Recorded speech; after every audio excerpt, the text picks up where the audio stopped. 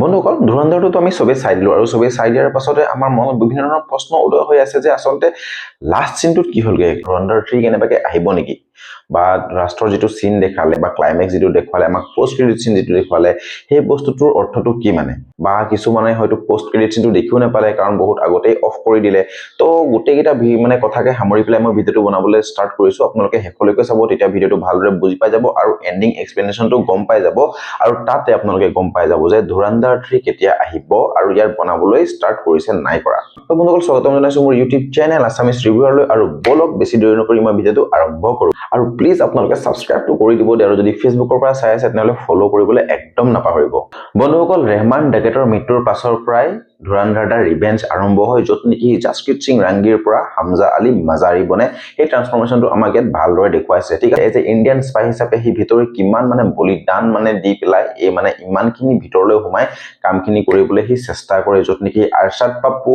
উজাইৰ বেলোচ আৰু প্লাস ইফালে বাৰে সাহেব এজ এ দাউদ ইব্ৰাহিম আৰু খানানি আৰু মেজৰ ইকবালৰ নিচিনা ক্ৰিমিনেলক হি সাফায়া কৰে এই সিনেমাখন আমাক হেতু বস্তু দেখুৱা হৈছে আচ্ছা আৰু এটা ইণ্ডিয়ান যেটো পাঞ্জাবৰ আমাৰ ক্ৰিমিনেল আছিল আতিফ আহমেদ তাকো কেনেকে মৰা হয় হেতু বস্তু এটা দেখুৱা হৈছে আৰু যিমান কেইজন ক্ৰিমিনেলকে মাৰিছে প্ৰত্যেককে একদম ডিটেইলিং আমাক বুজোৱা হৈছে যে কিয় মাৰিছে আৰু ইয়াৰ কাৰণটো কি তো হামজা আলী মাজাৰীয়ে কেনেকে চেৰে বালোচ হৈ পেলাই একদম কাৰাচিৰ পুৰা একদম কিং হৈ পেলাই মেজৰ ইকবালক খতম কৰি হেতু ভালদৰে দেখুৱা হৈছে আৰু একদম স্যাটিসফাইং সিন হৈছে হেতু ঠিক আছে যে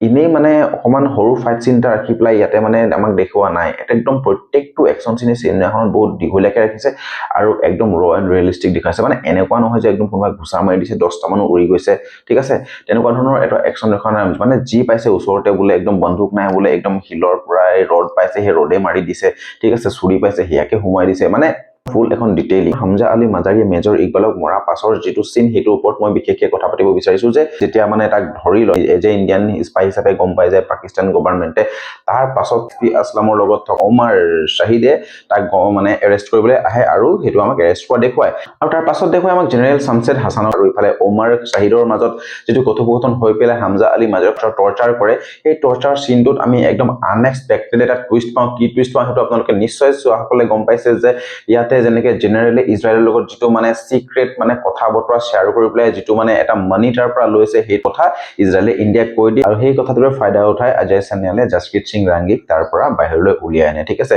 হেতু এটা ডাঙৰ টুইষ্ট আমি মানে এক্সপেক্ট কৰা নাছিলো আৰু তাতকেও ডাবল টুইষ্ট হৈ গল কি যেতিয়া তাক মানে সেই মুৰগাৰা হিলছৰ ওচৰত পেলাই হৈ যায় আৰু তাৰ পাছত জুনে তাক তাৰ পৰা ৰিকভাৰি কৰি মানে এয়াৰপৰ্টত থবলৈ যায় হেতুটো একদম মাইন্ড ব্লাষ্ট কৰা টুইষ্ট মানে জামালিয়ে মানে এনেকুৱা এটা টুইষ্ট দিলে হেকত মানে আমি ভাবি আছিলো মইতো সব পাৰ্সোনালি সবৰে টিম বেলেগ বেলেগ মই হেতু সময়ত কি ভাবিছিলো গম পাই মই ভাবিছো কি এটা ইয়ালিনা আহিব নেকি তাক নিবলে মানে কোন আহিব মানে কাৰণ আৰু এনেকুৱা কোন আছে যেটো আমি গম নাপাওঁ কিন্তু আমাৰ প্ৰথমতে যে কোৱা হয় যে এনেকুৱা এজন তোমাৰ কোঅৰ্ডিনেট থাকিব তোমাৰ ওপৰত যিজনক হয়তো তুমি লগ নাপাবও পাৰা কিন্তু আনএক্সপেক্টেডলি হেতু তাক লগ কৰিব পৰা হৈ গল আৰু তেতিয়া আমি দেখিলো যে ইয়াত জামালিহে আছিল হেতু যেতিয়া মানে আমি গম পাইছো থিয়েটাৰ একদম ষ্টেডিয়াম পুৰা চিঞৰ বাখৰ হুলস্থুল তেনেকুৱা এটা সিন হৈ গল হেতু একদম বেষ্ট সিন আছিল আৰু যেতিয়া হে ইণ্ডিয়ালৈ ঘূৰি আহে তাক পুনৰ হেবোৰ কথা বতৰা সুধা মেলাৰ পাছত ডিব্ৰিফিঙৰ কাৰণে তাক প্ৰস্তুত হ'বলৈ কয় কিন্তু হি ৰাতিয়ে মনে মনে কাকো নোকোৱা নেমেলাকে সেই হেতৰ সেশনৰ পৰা আঁতৰি হি গাঁৱলৈ গুচি যায় যত নেকি আমাক এটা বহুত বেছি ইমোশনাল সিন ভৰা এটা গানেৰে আৰু সিনেৰে বুজোৱা হৈছে আমাক এনেকুৱা এটা ডাৰ্ট দিছে ইমোশনাল সিন দিছে হেতুত মানে গানত এটা বাক্য এটা ডায়লগ নাই সেই সিনবোৰত যত দেখাইছে মানে হি যেতিয়া মানে হে অটো গৈ থাকে গাঁৱলে গৈ থাকোতে যেনেকে হে ঘৰটো দেখুৱাই যত নেকি আমাক ফাৰ্ষ্টৰ সিনেমা আৰম্ভণিতে হেগুৰৰ ফায়াৰিংটো দেখুৱা ঘৰটো দেখুৱাই যত নেকি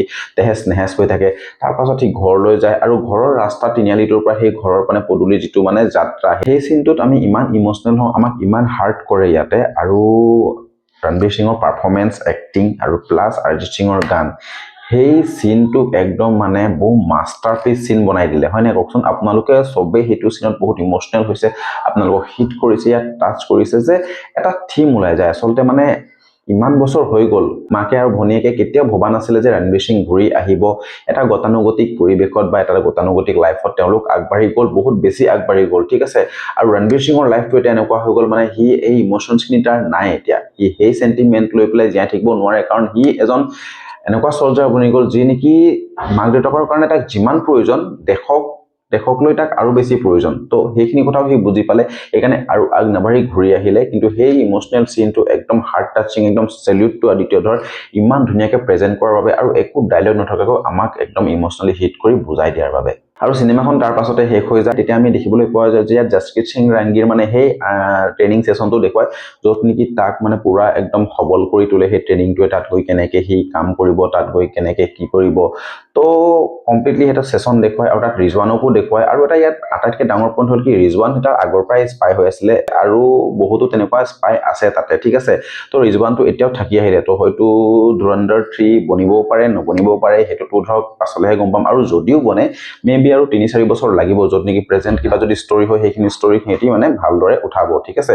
তো মই ভাবিছো ধুৰন্ধৰ 3 যদিও বনে 2028-9 টো লাগি যাব ঠিক আছে কিবা নাই কিবা এটা ক্লু পাব লাগিব আদিত্য ধাৰে এনেই ডিটেইলিং নোহোৱাকৈ চিনেমাখনটো কেতিয়াও নবনায় আৰু যদিও বনায় কিন্তু মোৰ মতেতো নবনোৱাটো বেষ্ট হ'ব কাৰণ এইটো কাৰণে বেষ্ট হ'ব কাৰণ ধুৰন্ধৰ 1 এণ্ড ধুৰন্ধৰ 2 ক্লাছিক হৈ গ'ল যদি ধুৰন্ধৰ 3 বনাবলৈ যায় তেতিয়াহ'লে সেই ক্লাছিক নামটো হয়তো নাথাকিবও পাৰে আৰু ইয়াতে লাষ্টৰ একদম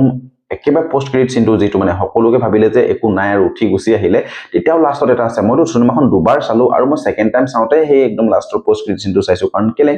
তাতে দেখুৱাই যে জেনেৰেলে আৰু ওমাৰ সাহিবে যিটো কথা কৈ থাকে কাৰণ ওমাৰ সাহিবে গম পাই যায় যে ৰণবীৰ সিং ইণ্ডিয়ান স্পাই হয় এজেণ্ট হয় আৰু সি হেতৰ পাকিস্তানক একদম তেহেজ নেহেজ কৰি দিছে গোটেইখন একদম খতম কৰি দিছে তাৰ পাছতো যে জেনেৰেলে সহায় কৰি পেলাই তাক যে পঠাই দিলে সেইকাৰণে সি তাৰ ওপৰত কেছ খেলিম বুলি কয় এটা তাক মানে যেনেকৈ যি হওক মানে সেইটো কথা মানে আউট কৰিম বুলিয়ে কয় পাকিস্তানৰ গভৰ্ণমেণ্ট আৰু ইউ যে মিলি থাকে সেই কথাটো ৰিভিল কৰিম বুলি কয় সেই কথাটো পোষ্ট ক্ৰেডিট চিনত মানে দেখুৱায় আমাক ঠিক আছে আৰু তাৰ পাছতে চিনেমাখন শেষ হৈ যায় তো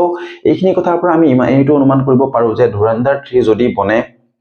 তাৰ পৰাই যদি কমপ্লিটলি কন্টিনিউ হয় তো সেই বস্তুটো এটা বেলেগ লেভেলত যাব তো ধুৰন্ধৰ 3 আপডেটটো যেতিয়া আদিত্যৰ ধাৰে দিব বনাম বুলি ভাবিলে তেতিয়াহে আমি গম পাম এতিয়ালৈকে একো গম নাপাওঁ তো এণ্ডিং এক্সপ্লেনেশ্যনটো এনেকুৱাই আছিলে সেইকেইটা কথাই মোৰ ক'ব লগা আছিলে যে সেই বস্তুটোৱে লাষ্টৰ চিটটোৱে বহুত এফেক্ট কৰিছিলে মোক আৰু মোৰ সেই বস্তুটো মানে দিমাগত ঘূৰিয়ে আছে তো সেইকাৰণে মানে মই ভাবিলো ভিডিঅ' এটা বনাই মই কওঁ আৰু কেনেকুৱা লাগিলে আপোনালোকক ক'বলৈ একদম নাপাহৰিব ভাল পালে লাইক কমেণ্ট আৰু শ্বেয়াৰ একদম কৰি দিব তো আজিলে বাই বাই লগ পাইছো নেক্সট ভিডিঅ'ত